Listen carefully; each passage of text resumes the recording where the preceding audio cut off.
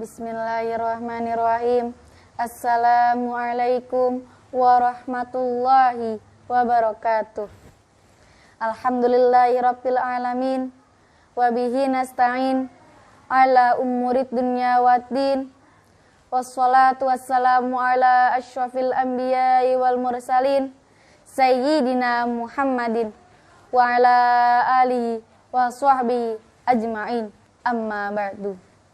Segala puji bagi Allah atas segala nikmat dan karunia-Nya yang telah diberikan kepada kita semua. Salawat dan salam semoga tetap tercurahkan kepada junjungan Nabi besar Muhammad sallallahu alaihi wasallam. Teman-teman yang dimuliakan Allah, saya akan menyampaikan tema tentang Ramadan adalah bulan Al-Qur'an. Allah Subhanahu wa taala berfirman, A'udzu billahi minasyaitonir rajim. Bismillahirrahmanirrahim. Syahrul Ramadhanal ladzi unzila fihil Qur'anu hudal linnas wa bayyinatin minal huda wal furqan. Yang artinya bulan Ramadan yang di dalamnya diturunkan Al-Qur'an sebagai petunjuk bagi manusia dan keterangan-keterangan yang menyata yang menunjukkan kepada kebenaran, yang membedakan antara yang hak dan yang batil. Quran Surat Al-Baqarah ayat 185. Dalam ayat di atas dijelaskan bahwa Allah menurunkan Al-Quran pada bulan Ramadan, sehingga kita harus membaca Al-Quran sebanyak-banyaknya pada bulan Ramadan. Rasulullah SAW juga bertadarus dengan malaikat Jibril pada malam-malam bulan Ramadan. Orang-orang yang sedang membaca Al-Quran akan mendapatkan syafaat di hari kiamat nanti. Nabi Muhammad SAW bersabda, Iqra'u Qur'ana fa innahu ya'ti yaumal qiyamati syafi'an li ashabihi.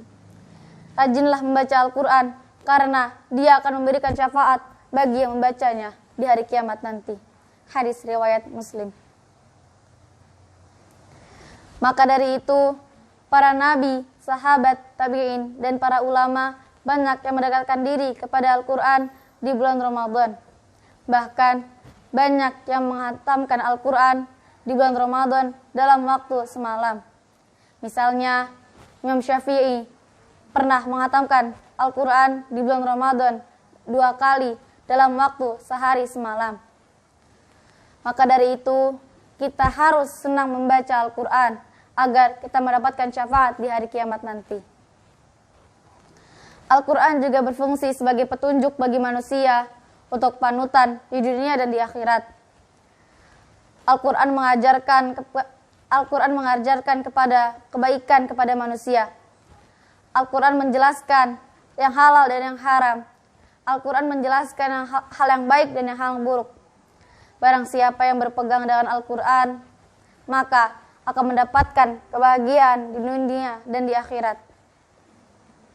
Teman-teman yang dimuliakan Allah, Allah menurunkan Al-Quran pertama kali kepada Nabi Muhammad adalah surat Al-Alaq pada tanggal 17 Ramadan yang disebut dengan Nuzulul Quran.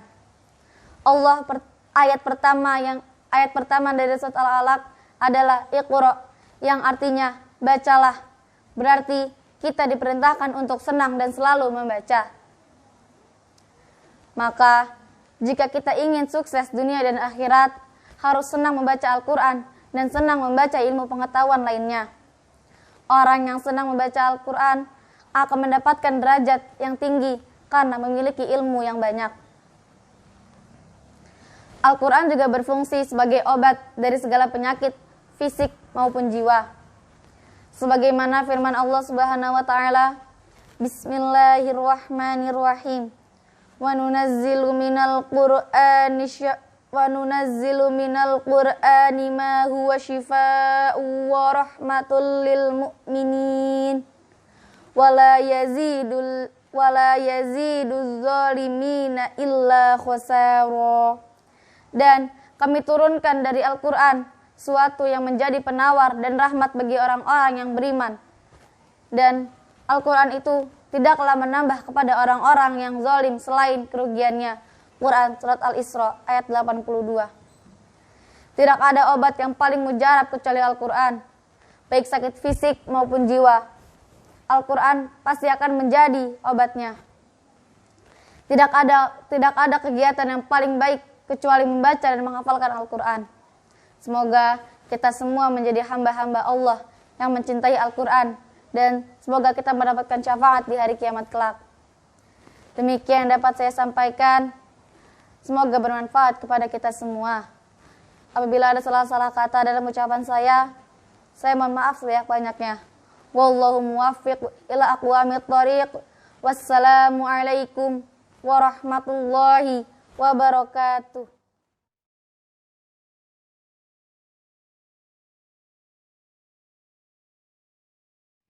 Assalamualaikum warahmatullahi wabarakatuh. Bismillah, alhamdulillah, assalatu wassalamu ala rasulillah wa ala alihi wa sahbihi wa mawalah, amma ba'du. Pertama-tama, marilah kita panjatkan puja dan puji syukur kehadirat Allah Subhanahu wa ta'ala yang telah memberikan nikmat yang begitu banyak, nikmat sehat walafiat, sehingga kita masih bisa berjumpa walaupun tidak secara langsung. Shalawat salam tak lupa kita junjungkan kepada Nabi kita, Nabi besar Muhammad Sallallahu Alaihi Wasallam, yang telah membawa kita dari zaman jahiliyah menuju zaman yang terang benderang seperti saat ini. Pada kesempatan kali ini, saya ingin menyampaikan sedikit tentang nuzulul Quran. Allah berfirman dalam surah Al-Baqarah ayat 185 yang berbunyi, A'udzu billahi minasyaitonir rajim. Bismillahirrahmanirrahim. Syahrul Ramadan alladzi unzila fihil Qur'ana hudal linnasi wa bayyinatin minal huda wal furqan. Al-ayah, yang artinya bulan Ramadan adalah bulan diturunkannya Al-Quran sebagai petunjuk bagi manusia, dan penjelasan petunjuk itu dan pembeda antara yang benar dan yang batil. Teman-teman, perlu kita ketahui bagaimana awal mula turunnya Al-Quran. Pada saat itu Rasulullah Shallallahu Alaihi Wasallam sedang berusia 40 tahun.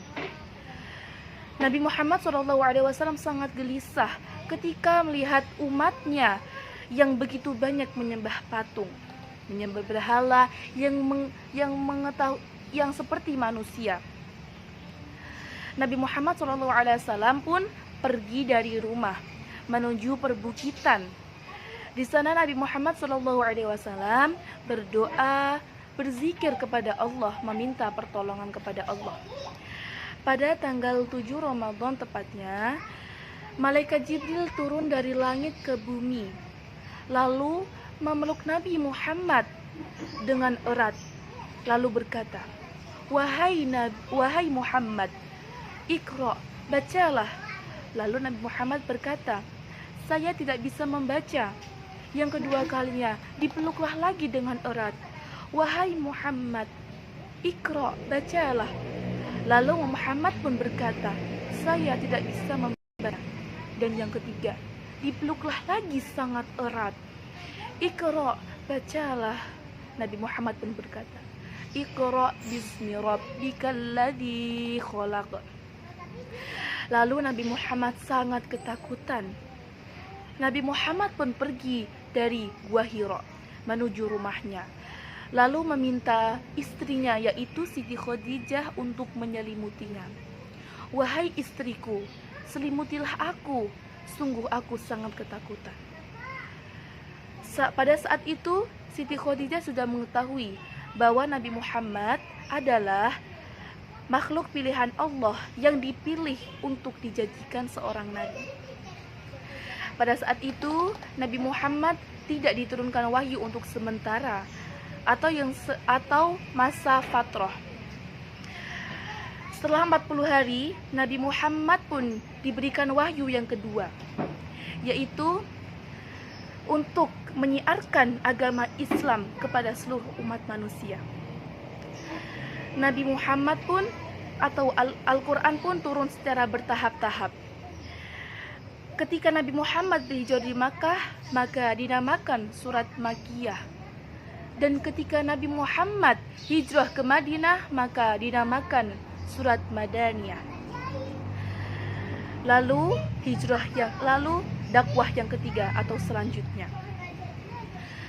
Teman-teman, hikmah yang bisa kita ambil dari dakwah pertama yaitu Allah menyuruh umat manusia untuk sering membaca, karena membaca adalah jendela ilmu atau sumber ilmu.